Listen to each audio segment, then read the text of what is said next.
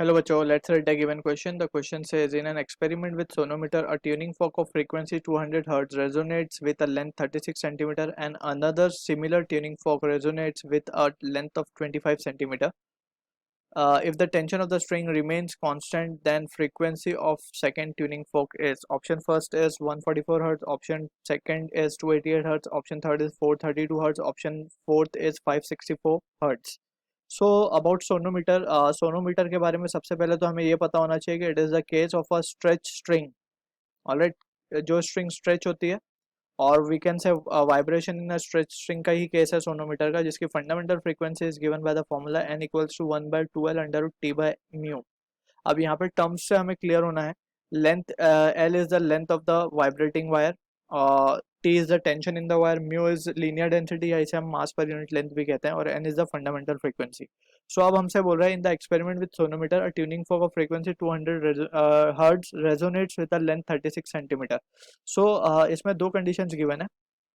अगर हम यहाँ पे केयरफुली एनालाइज करें, so from the equation we can say n is inversely proportional to the length, because tension हमें कांस्टेंट दिया हुआ है, टेंशन कांस्टेंट है, और वी कैन से, और क्योंकि वायर एक ही मटेरियल का है, जस्ट हमने ट्यूनिंग फॉक्स को बदला है, सो वी कैन से जो म्यू है that is mass per unit length of the wire, that will also remains the same. So from that relation हम कह सकते हैं कि n will be inversely proportional to L.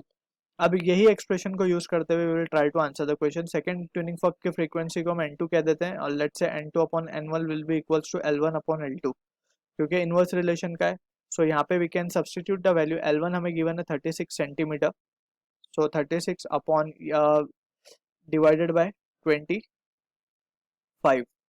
Alright, अब यहाँ से we can be multiplying n1, हमें 200 given है, so we can say therefore n2 will be equals to 36 upon 25 into 200, और ये हो जाएगा हमारे पास 25 8 ज़ा 200, और 8 36 कितना हो जाएगा, 8 6 ज़ा 48, 8 3 ज़ा 24, 28 288 हर्ट्स.